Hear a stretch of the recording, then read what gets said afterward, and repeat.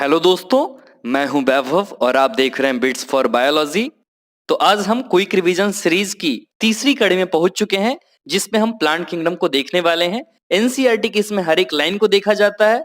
हम पूरी कोशिश करते हैं कि हम पूरी कमांड करें एनसीईआरटी पे और नीट में 90 में से 70 प्लस 75 प्लस क्वेश्चंस को टच करें, ताकि हमारे बायो में ही 300 प्लस स्कोर हो जाए। एक चीज और, मैंने इसकी क्रैश कोर्स सीरीज भी बनाई है प्लांट किंगडम की, जो अगर आपने नहीं देखा है तो मैंने लिंक डिस्क्रिप्शन में दे रखा है, आप वहां से देख सकते हो। ये 2018 की नई एनसीईआरटी से मैं बता रहा हूं। इसमें जो भी चेंजेस अगर हुए हैं तो उनको भी मैं बताऊंगा वहां पर कहां पे चेंजेस हुए हैं। तो चलिए शुरू करते हैं ये चैप्टर हमारा। इसमें मैंने दो हाइलाइटर्स को यूज किया है, एक तो रेड हाइलाइटर और दूसरा येलो हाइलाइटर। रेड हाइलाइटर से उन चीजों को अंडरलाइन किया गया है जो पहले एग्जाम में पूछे जा चुके हैं 2018 तक के, और जो येलो हाइलाइटर है उससे वो चीजों को ऑनलाइन किया गया है जो एग्जाम में प्रोबेबिलिटी बनती है मैक्सिमम कि वो क्वेश्चन पूछा जाए। तो चलिए शुरू करते हैं हमारे ये चैप्टर। तो पहले जानेंगे व्हिटेकर के बारे में। 1969 में इन्होंने प्रपोज की थी 5 किंगडम क्लासिफिकेशन, जो पिछले चैप्टर में हमने देखा था, जिसमें कि मोनरा, प्रोटिस्टा, फंजाई, प्लांटी और एनिमेलिया आते हैं। आगे अगर हम देखें तो साइनोबैक्टीरिया को ब्लू ग्रीन एल्गी बोला जाता है, लेकिन ये एल्गी नहीं है, ये आपको पता होना चाहिए। प्लेंटी के अंदर 5 ग्रुप्स आते हैं, एल्गी, ब्रायोफाइट, टेरिडोफाइट, जिम्नो और एंजियोस्पर्म। ये 5 ग्रुप इसके अंदर आते हैं। क्लासिफिकेशन की अगर बात करें, जो हमने देख लिया है बायोलॉजिकल क्लासिफिकेशन में, कुछ यहाँ पे खास देखें। आर्टिफिशियल क्लासिफिकेशन, तो आर्टिफिशियल क्लासिफिकेशन में सुपरफिशियल कैरेक्टर को वेटेज दिया गया था, और जो कि इक्वल वेटेज था वेजिटेटिव को भी और सेक्सुअल कैरेक्टरिस्टिक को भी। ये एक्सेप्टेबल नहीं था, क्योंकि वेजिटेटिव कैरेक्टर्स जो होते हैं इन्वायरमेंट से इजिली अफेक्ट हो जाते हैं, इसलिए इसको वेटेज नहीं दिया गया। लेकिन लिनियस ने वेटेज इसको दी थी, तो ये चीज तो फ्लॉप हो गई। इसके आगे आई अच्छी जो क्लासिफिकेशन आज भी जो यूज की जाती है हर्बेरियम वगैरह में, नेचुरल क्लासिफिकेशन, जो बेंथम और हुकर के द्वारा दी गई।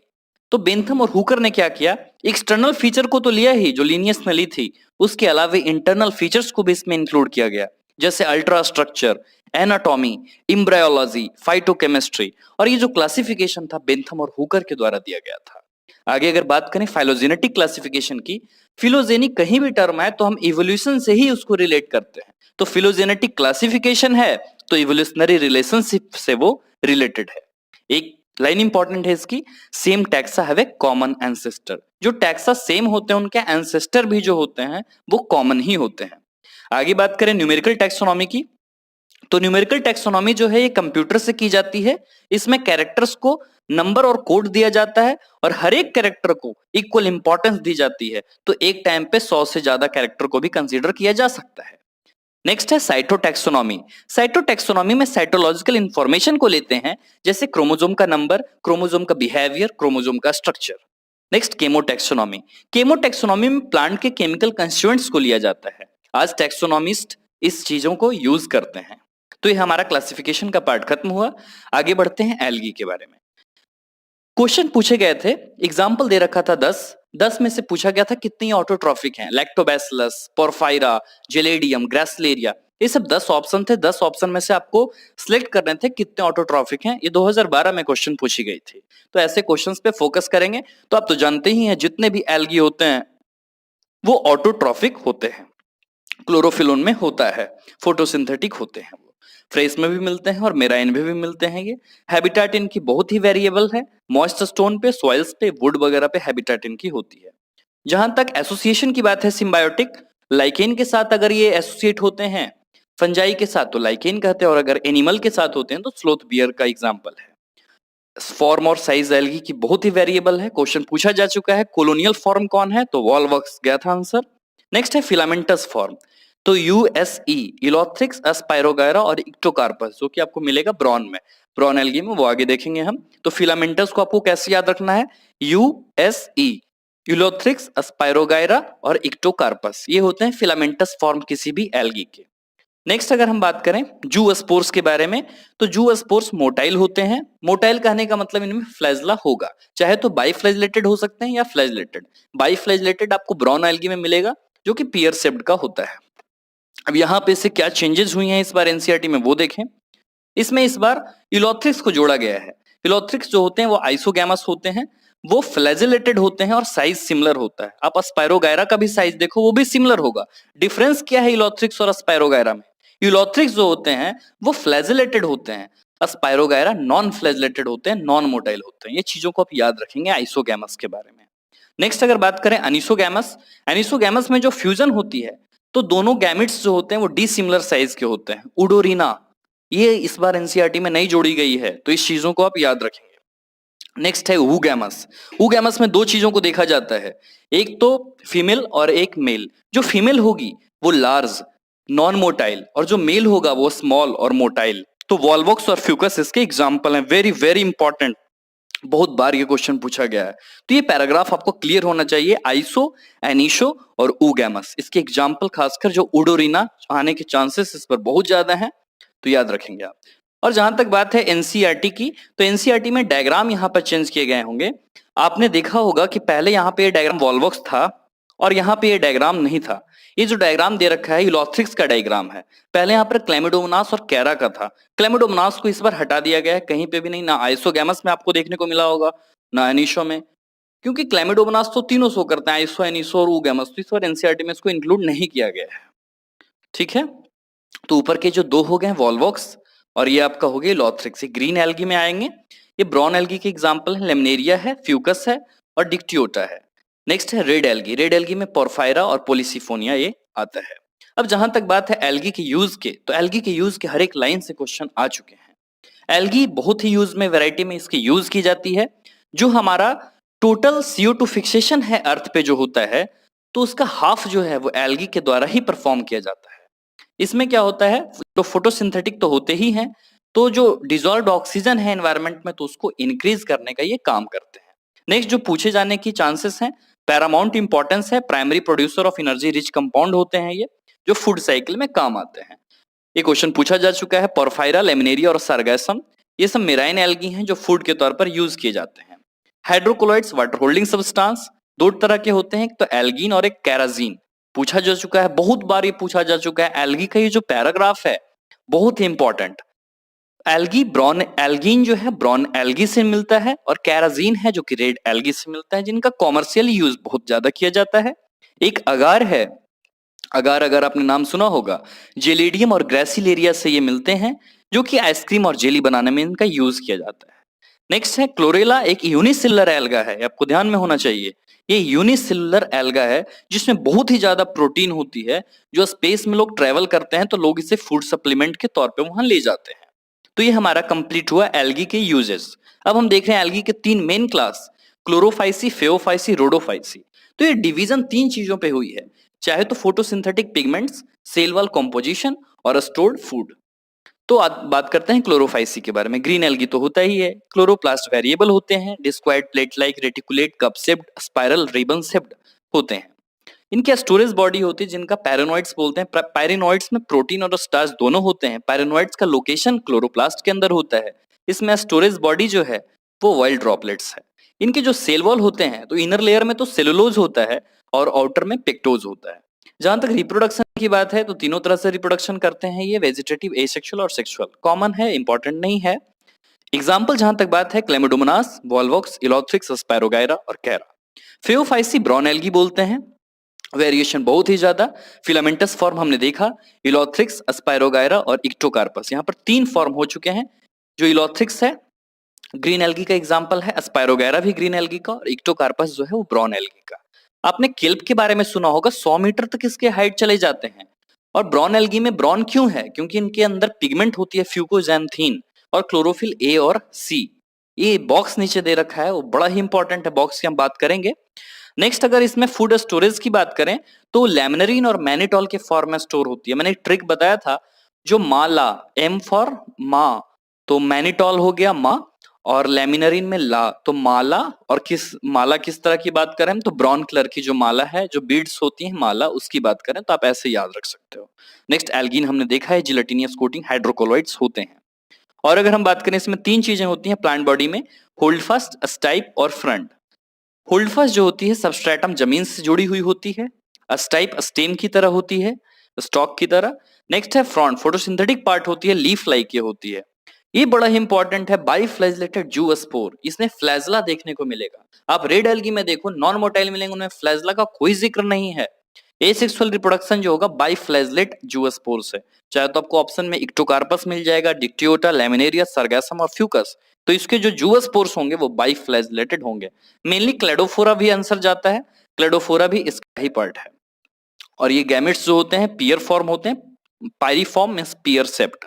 नेक्स्ट अगर देखें रेडोफाइसी क्यों रेड है, तो आर फाइकोइरिथ्रीन के चलते। नेक्स्ट इसकी कंसंट्रेशन जो है मेराइन वाटर में बहुत ही ज्यादा है, ये डीप वाटर में भी होते हैं, डीप सरफेस में भी होते हैं ये। अगर इनकी फूड स्टोरेज की बात करें तो फ्लोरिडियन स्टार्च के फॉर्म में ये फूड स्टोर करते हैं, जिनका स्ट्रक्चर अमाइलोपेक्टिन और ग्लाइकोजेन से मिलता जुलता है। एक बहुत ही खास ये नॉन मोटाइल स्पोर इसमें होता है। जब भी बात होगी रेड एल्गी की तो उनमें नॉन मोटाइल ही स्पोर होगा, नॉन मोटाइल तो नॉन मोटाइल स्पोर, चाहे एसेक्सुअल हो चाहे सेक्सुअल हो। तो इस बॉक्स को हम देख लें, उसके बाद इसमें कुछ चीजें लिखी हुई हैं, कॉम्प्लेक्स पोस्ट फर्टिलाइजेशन डेवलपमेंट, तो अदर एल्गी के कंपैरिजन में वो बातें लिखी गई हैं। 4 एग्जांपल इसके हैं, लास्ट में इसके बॉक्स के बाद दे रखे हैं, पॉलिसिफोनिया, पोरफायरा, ग्रेसलेरिया और जेरिडियम। इसके अलावा कॉन्ड्रस, हार्वेला वगैरह भी हैं, आपको 4 याद रखना है, पीपीजीजी। ये क्लोरोफाइसी का पूरा आपको ये चार्ट है, बड़ा ही इंपॉर्टेंट। एक पार्ट तो पहला आपको दे रखा है क्लासेस, जिसमें 3 क्लास दे रखे हैं, green algae, brown algae, red algae. इसके बाद पिगमेंट्स दे रखे हैं, पिगमेंट्स याद आप आराम से कर सकते हो। जो क्लोरोफिल ए है वो सब में कॉमन है, बी सी डी आपको सीक्वेंस में याद रखनी है। फ्यूकोजैंथीन ब्राउन एल्गी में, फाइकोरिथ्रिन रेड एल्गी में। जहां तक स्टोरेज फूड की बात है तो ग्रीन एल्गी है, ग्रीन प्लांट्स जैसी, तो स्टार्च ही स्टोरेज फूड है। नेक्स्ट मैनिटोल लेमिनेरिया माला, जो कि ब्राउन एल्गी है। फ्लोरिडियन स्टार्च, आर इसमें आया हुआ है, फ्लोरिडियन रीड रेड एक टाइप का ही लगता है, तो रेड एल्गी में ये आएगा। सेल वॉल की जहां तक बात है, सेलुलोज और एल्गीन होती है ब्राउन एल्गी में, प्लांट में तो सेलुलोज ही होगा। और रेड एल्गी की जहां तक बात है, सेलुलोज तो इसमें होता ही है, पेक्टिन और पॉलीसल्फेट अस्टर। कुछ एनसीईआरटी में आपको ये नहीं मिलेंगे देखने को, नई एनसीईआरटी में दे रखी है। फ्लैजला आपको याद रखना है, रेड एल्गी में नहीं होते। हैबिटाट आपको याद करने की कोई जरूरत नहीं है। सेक्सुअल रिप्रोडक्शन ओगैमस होता है, एग्जांपल मैंने बताया ही। Bryophytes very very important. Bryophytes में तो पहले 2 चीजें आएंगी, मॉसेस और लीवरवर्ट्स। फर्स्ट लैंड प्लांट थे, आपको मैंने बताया ही था। तो ये 2 चीजें हैं। Marchantia very very important for NEET. Marchantia में 2 डायग्राम आपके देख रहे हैं, एक डायग्राम इसमें से नीट में आ चुका है। जो पहला डायग्राम है ये मेल है या फीमेल, आप कैसे पता करोगे? मैंने बताया था ट्रिक, जो सुंदर है वो फीमेल है, जो ऐसे ही है वो मेल है। तो पहला जो डायग्राम आपको देखने में सुंदर लग रहा है, ये जो डंडी है ऊपर में, ये सुंदर देखने को में लग रही है, तो ये फीमेल होती है और ये आपका मेल है। गेमा कप आप देख ही रहे हैं, राइजोइड्स रूट लाइक स्ट्रक्चर आप देख ही रहे हैं। नेक्स्ट अगर ये मैं बात करूं तो ये आपका फुनेरिया है, और फुनेरिया के बाद जो बगल का ये डायग्राम है वो स्फैग्नम है। तो फुनेरिया में गैमेटोफाइट और स्पोरोफाइट दोनों आप देख रहे हैं, फूड सीटा कैप्सूल देख रहे हैं, और ये आप, तो ये डायग्राम आप अच्छे से देखेंगे एनसीईआरटी की। ब्रायोफाइट्स को एम्फीबियंस ऑफ प्लांट किंगडम बोला जाता है। अच्छा, एम्फीबियंस है मींस 2 जगह डिपेंड रहेंगे? जी हाँ, तो एक वाटर पे भी डिपेंडेंसी और एक सॉइल पे भी। वाटर पे क्यों है? सेक्सुअल रिप्रोडक्शन को परफॉर्म करने के लिए। ये डैम्प, ह्यूमिड, सेडेड लोकेलिटी में रहते हैं। इंपॉर्टेंट रोल है प्लांट सक्सेशन में किसी भी बेयर रॉक्स पे। बेयर रॉक्स पे क्यों? क्योंकि लाइकेन और जो मॉसेस होते हैं साथ में ही आते हैं किसी भी रॉक्स वगैरह पे, फिर वहां स्टार्ट करते हैं ये सक्सेशन, जो आप इकोलॉजी में पढ़ते हैं। अगर हम बात करें तो प्लांट बॉडी की, तो ब्रायोफाइट्स ज्यादा डिफरेंशिएटेड होते हैं एल्गी से, क्योंकि इवोल्यूशन हो रही है। एल्गी, ब्रायो, टेरिडो, जिम्नो, एंजियो, ये डिफरेंशिएशन जैसे होती गई, इवोल्यूशन जैसे होता गया, तो इसमें चेंजेस भी होती गई, कॉम्प्लेक्सिटी बढ़ती गई, तो अच्छाइयां भी बढ़ती जा रही हैं। आगे अगर हम देखें, यूनिसेलुलर भी राइजोइड हो सकता है और मल्टीसेलुलर भी। रूट लाइक, लीफ लाइक और स्टेम लाइक स्ट्रक्चर्स इसमें आ चुके हैं। मेन प्लांट बॉडी जो होता है वो हैप्लॉइड होता है, गैमेटोफाइट। ये चीज तो आपको एकदम पक्का याद रखना है आपको कि ब्रायोफाइट का मेन प्लांट बॉडी गैमेटोफाइट है और बाकी सब टेरिडो, जिम्नो, एंजियो या स्पोरोफाइट है। इतने बार क्वेश्चन आ चुके हैं, मैं आपको बता नहीं सकता। नेक्स्ट है सेक्स ऑर्गन, जो ब्रायोफाइट का होता है वो मल्टीसेलुलर होता है। मेल सेक्स ऑर्गन को एंथेरिडियम बोलते हैं, जिनसे स्पोर निकलेंगे एंथ्रेजोइड्स। फीमेल सेक्स ऑर्गन आर्किगोनियम, जो कि फ्लास्क शेप्ड का होता है। ये आपको याद रखना है, एंथ्रेजोइड्स बाइफ्लैजेलेटेड होते हैं। एंथ्रेजोइड्स वाटर में रिलीज होते हैं, मींस वाटर की डिपेंडेंसी है फर्टिलाइजेशन के लिए। ये चीज आप याद रखोगे, zygote don't undergo reduction division immediately, पहले कुछ स्टेजेस होती हैं, तब जाकर, तो आपको मैंने बताया था कि जाइगोट है, फिर माइटोसिस करेगा, माइटोसिस करने के बाद एम्ब्रियो का फॉर्मेशन होगा, एम्ब्रियो के बाद स्पोरोफाइट का फॉर्मेशन होगा, फिर spore mother cell, then sporic meiosis होगी, तो स्पोर का फॉर्मेशन होगा। तो जहां तक बात है ब्रायोफाइट्स की, तो इकोनॉमिक इंपॉर्टेंस बहुत ही कम, और इकोलॉजिकल इंपॉर्टेंस बहुत ही ज्यादा। इकोनॉमिक इंपॉर्टेंस की अगर बात करें तो कम ही है, जैसे हर्बेसियस मैमल को खिलाने में काम आता है ये। सबसे खास अस्फेगनम, जो कि पीट एक कोल का वेराइटी है कोयले का, जो कि उसके तौर पे इसका यूज किया जाता है। क्वेश्चन आ चुका है ये 2014 एआईपीएमटी में। नेक्स्ट है ट्रांसशिपमेंट में यूज की जाती है। जो लिविंग मेटल्स हैं उनमें हाइग्रोस्कोपिक नेचर होता है कि पानी ज्यादा देर तक वो होल्ड कर सके, इसलिए ये आपको लाइन मैंने बताया ही, mosses along with lichens are the first organism to colonize rocks। Ecological importance बहुत ज्यादा है, तो इकोलॉजिकल इंपॉर्टेंस इसलिए कि रॉक्स को डिकम्पोज करते हैं कि हायर प्लांट्स वहां पे सुटेबल ग्रोथ हो, वहां जो फॉलिंग रेन का इंपैक्ट है उसको ये कम करने का काम करते हैं। नेक्स्ट है लीवरवर्ट्स और मॉसेस, दो इसके ग्रुप हैं। तो लीवरवर्ट्स का लोकेशन तो आप जान ही रहे हैं, जो ब्रायोफाइट्स का लोकेशन है, मींस डार्क एरिया में, डैम्प सॉइल में, जहां नमी होती है और जहां अंधेरा होता है वहां ये होते हैं। प्लांट बॉडी अगर बात करें, मार्केंसिया थैलोइड होता है। मार्केंसिया का आपने डायग्राम देखा ही। तो इसमें आगे अगर हम बात करें फ्रेगमेंटेशन वगैरह, ये गेमा कप बड़ा इंपॉर्टेंट है। गेमा कप के कुछ खास फीचर, ये ग्रीन कलर के होते हैं, मल्टी सेलुलर होते हैं, एसेक्सुअल बर्ड, जो कि स्मॉल रिसेप्टेकल्स। एक कप क्यों है? क्योंकि प्रोटेक्शन दे रहा है वो। नेक्स्ट अगर हम बात करें फूडसीटा कैप्सूल, ये जानते ही हैं आप, मियोसिस होगा तो स्पोर का फॉर्मेशन होगा, और स्पोर कभी भी किसी भी कैप्सूल के अंदर ही होते हैं, ठीक है। और तो ये फ्री लिविंग गैमेटोफाइट होता है। नेक्स्ट अगर हम बात करें मॉसिस के बारे में, तो मॉसिस में दो स्टेज होते हैं, तो प्रोटेनिमा स्टेज और एक लीफी स्टेज। जहां तक प्रोटेनिमा स्टेज की बात है तो स्पोर से ही ओरिजिनेट होते हैं। इसके कुछ खास फीचर्स, क्रीपिंग, ग्रीन, ब्रांच्ड और फिलामेंटस स्टेज। और लीफी स्टेज की जो बात है, लीफी स्टेज में लेटरल बर्ड वगैरह होते हैं, लीव्स अरेंज होती है स्पाइरल फॉर्म में, वेजिटेटिव रिप्रोडक्शन कॉमन है ये। और इसमें एक खास बात, स्पोरोफाइट्स जो मॉसिस के हैं वो एलाबोरेट होते हैं लीवरवर्ट से। मतलब अगर हर सेंस में अगर बात करें तो मॉसिस ही अच्छे हैं। चाहे आप एलाबोरेट मैकेनिज्म स्पोर डिस्पर्जल की बात करो तो वो भी एलाबोरेट वे में होता है। तो अगर कहीं भी पूछा जाए कि स्पोरोफाइट अच्छे हैं या मॉसिस अच्छे हैं, तो हर वे में, मींस मॉसिस अच्छे हैं या लीवरवर्ट्स अच्छे हैं, तो हर वे में मॉसिस ही अच्छे होते हैं। एलाबोरेट मैकेनिज्म होता है स्पोर डिस्पर्जल का, और स्पोरोफाइट भी ज्यादा एलाबोरेटेड होता है। एग्जाम्पल आपको याद रखने हैं, फुनेरिया, पॉलीट्राइकम और स्फेगनम। आपने लीवरवर्ट्स का देखा एग्जाम्पल मार्केंसिया, उसके साथ एरिक्सिया भी होती है, आप मार्केंसिया याद रखो। नेक्स्ट हम बात करेंगे टेरिडोफाइट्स के बारे में। टेरिडोफाइट्स में दो चीजें आती हैं, पूछी जा चुकी हैं, हॉर्स्टेल्स और फर्न्स। ये दो चीजें इसमें इंक्लूड हैं। सॉइल बाइंडर्स के तौर पे इनका यूज किया जाता है, medicinal purpose, Sanjeevani, selaginella bryopteris इसमें ही आते हैं। First terrestrial plant to possess vascular tissue, xylem और फ्लेम, पहली बार इसमें देखने को मिला वेस्कुलर टिश्यू। नेक्स्ट अगर हम बात करें सैंडी सॉइल कंडीशंस में होते हैं। यहां से खास बात, ब्रायोफाइट्स जो होते हैं वो गैमेटोफाइटिक प्लांट बॉडी डोमिनेंट होती है, और मैंने बताया कि सारे में अब आपको मिलेगा स्पोरोफाइटिक, टेरिडो से लेकर एनजीओ तक। नेक्स्ट अगर हम बात करें लीव्स अगर छोटे छोटे हैं उनको माइक्रोफाइल्स बोला जाता है, जैसे सिलेजिनेला में देखने को मिलते हैं। माइक्रोफाइल्स अगर लीव्स बड़े हैं तो फर्न्स में देखने को मिलेंगे आपको। स्पोरोफिल्स लीफ लाइक होती है स्ट्रक्चर, उसमें ही आपको देखने को मिलता है स्पोरोफिल्स। नेक्स्ट अगर हम बात करें स्ट्रोबिली, कोन्स, सेलेजिनेला और इक्विसेटम में देखने को मिलती है। प्रोथैलस के बारे में कुछ खास बातें, इनकॉन्स्पिकुअस होती है, मींस दिखाई नहीं देती अच्छे से। नेक्स्ट स्मॉल होती है, मल्टीसेलुलर होती है। मल्टीसेलुलर के बाद इसकी कुछ खास फीचर, फ्री लिविंग होती है, फोटोसिंथेटिक होती है और थैलोइड होती है, गैमेटोफाइट इसकी, जिसको हम प्रोथैलस बोल रहे हैं। कुछ खास डायग्राम एनसीईआरटी की, पहला जो डायग्राम है सेलाजिनेला का है, दूसरा ये बी नंबर का जो डायग्राम है इक्विसेटम, सी नंबर का फर्न और डी नंबर का सल्विनिया। ये चारों एनसीईआरटी के ही डायग्राम है और ये पूछे गए थे एआईपीएमटी में, तो ये आप याद रखेंगे। नेक्स्ट अगर हम बात करें कि फर्टिलाइजेशन की अभी भी जरूरत है, मिस आप देख रहे हो टेरिडोफाइट तक फर्टिलाइजेशन में वाटर की जरूरत है, आगे जिम्नो से आपको वाटर की जरूरत नहीं पड़ेगी, क्वेश्चन पूछा गया है। यहाँ पर हमने देखा आर्किगोनियम की बात की जा रही है, तो आर्किगोनियम की जिक्र यहाँ पे करना, तो यहाँ तक तो आर्किगोनियम का जिक्र हुआ है, आगे भी जिम्नो में भी होगा, लेकिन यहाँ तक लास्ट एंथेरिडिया की जिक्र है। लास्ट ग्रुप हैविंग एंथेरिडिया अगर पूछा जाए तो pteridophyta, last group having archegonia तो जिम्नोस्पर्म। ये चीजें आप याद रखेंगे। आगे हम अगर देखें इसमें, तो होमोस्पोरस और हेट्रोस्पोरस दो तरह के स्पोर देखने को मिलते हैं, एक तो होमोस्पोरस और एक हेट्रोस्पोरस। अगर आप मेजोरिटी देखो टेरिडोफाइट में आपको होमोस्पोरस मिलेगा। कुछ खास एग्जांपल जो आपको याद रखने हैं, सेलाजिनेला और सल्विनिया, जिनमें आपको हेट्रोस्पोरस मिलेगा। हेट्रोस्पोरस कहने का मतलब में से एक मेगास्पोर होगा तो एक माइक्रोस्पोर होगा। जो मेगा होगा वो फीमेल गैमेटोफाइट बनाएगा और जो माइक्रो होगा वो मेल गैमेटोफाइट। तो हेटेरोस्पोरस के दो एग्जांपल बड़े ही खास, सेलाजिनेला और साल्विनिया। इसके अलावे भी जो एग्जांपल हैं आपको नहीं याद रखना, यही दो पूछे जाते हैं एग्जांपल।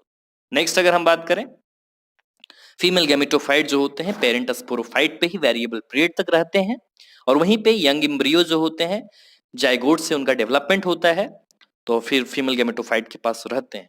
यही जो पूरा ये हैबिट आप देख रहे हैं, यहीं से शुरुआत हुई थी इवोल्यूशन की, सीड हैबिट की इवोल्यूशन की।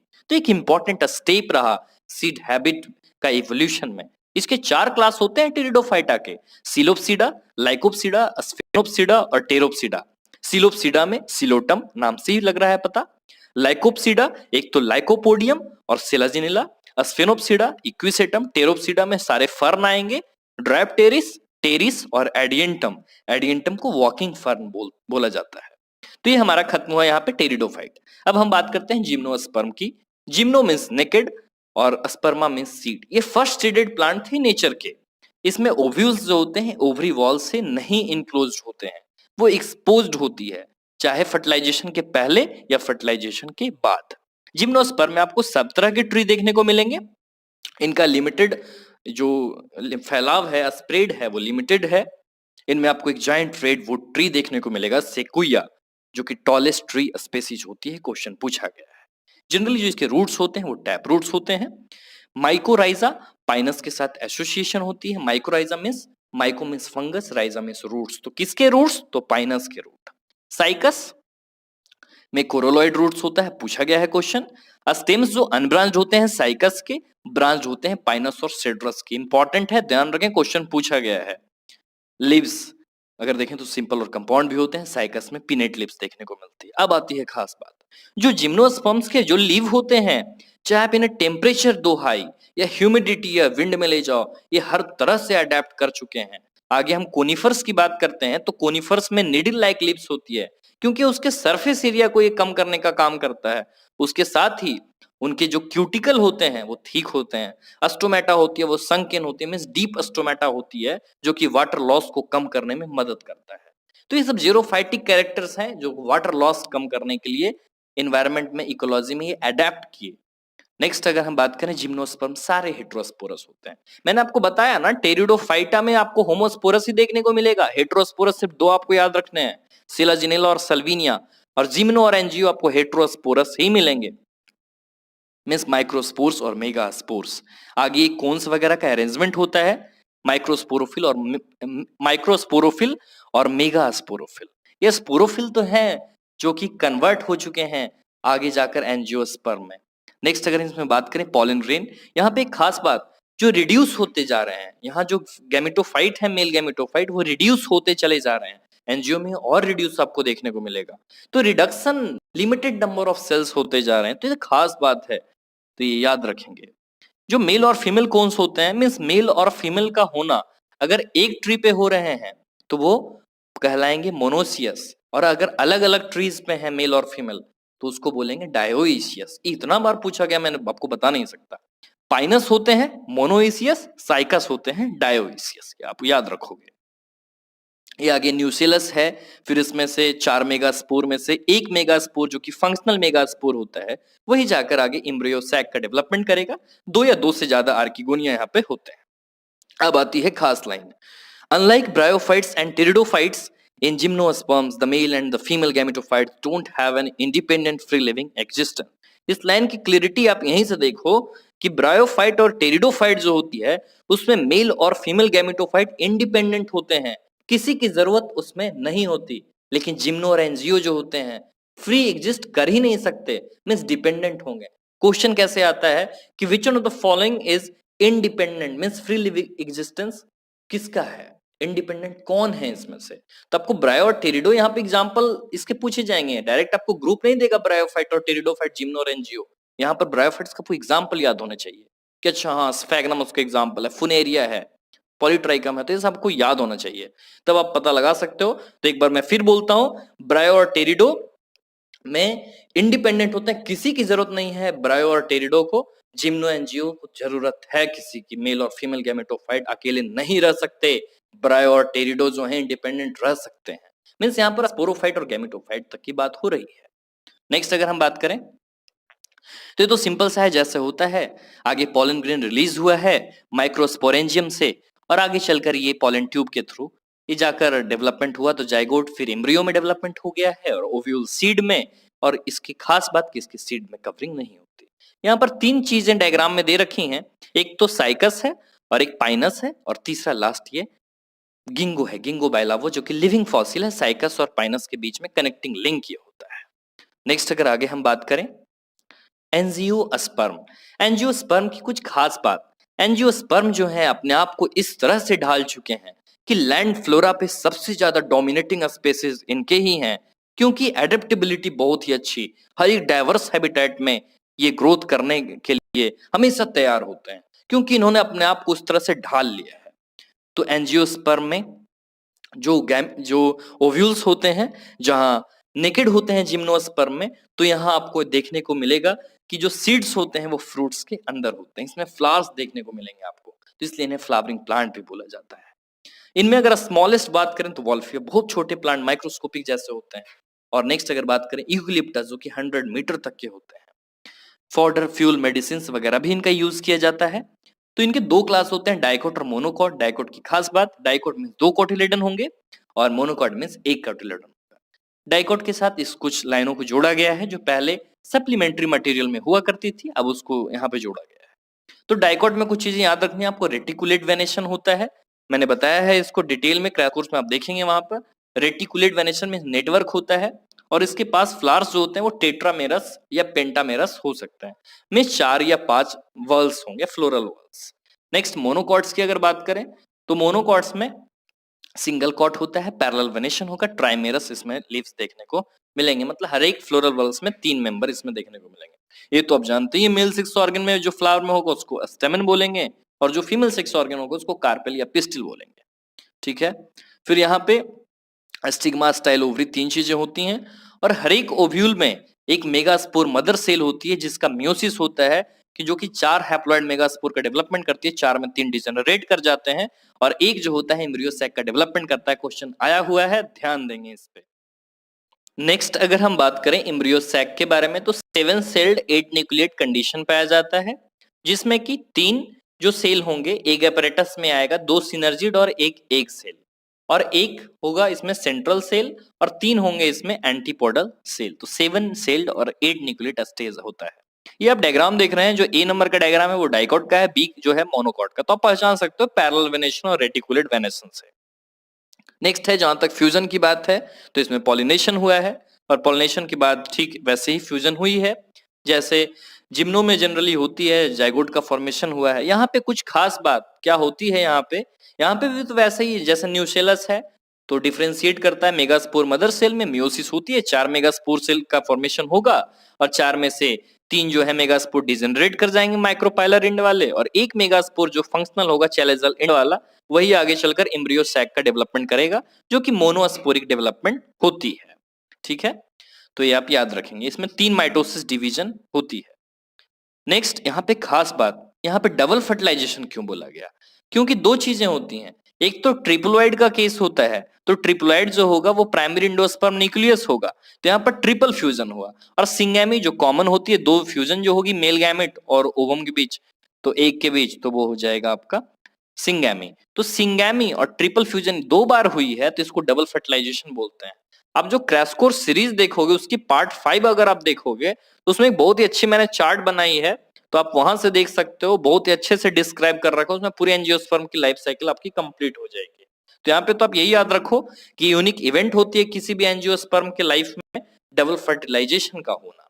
तो डबल फर्टिलाइजेशन हुआ, आगे चलकर ये इवेंट्स वैसी ही होती चलेंगी, ओव्यूल सीड में डेवलपमेंट होगा और ओवरी फ्रूट में, फ्रूट को राइपेंड ओवरी बोला जाता है टेक्निकली।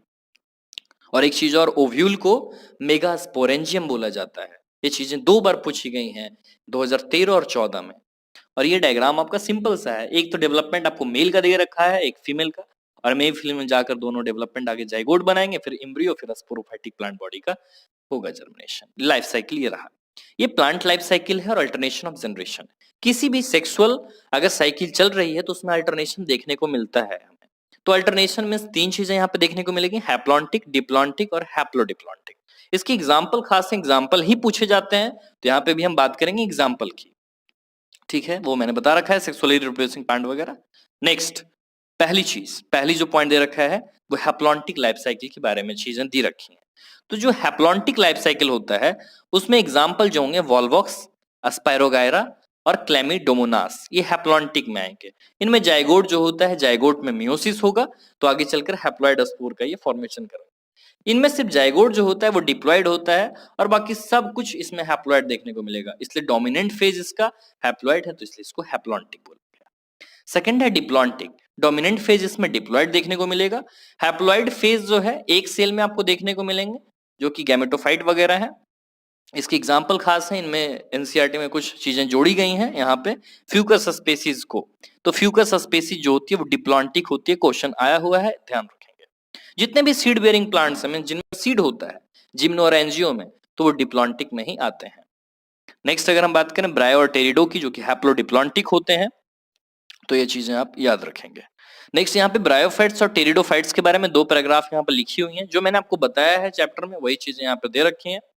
फोटोसिंथेटिक होती है, डोमिनेंट जो होती है, तो ये तो आपको पता ही है ना कि ब्रायोफाइट्स की जो डोमिनेंट प्लांट बॉडी है वो गैमेटोफाइट होती है और टेरिडोफाइट की स्पोरोफाइट होती है। Most algal genera are haplontic, Ectocarpus, Polysiphonia और केल्प ये हैप्लोडिप्लॉन्टिक, फ्यूकस डिप्लॉन्टिक।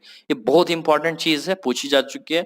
तो ओवरऑल मैं बताऊं तो यहाँ पर हमारा चैप्टर ये खत्म हुआ।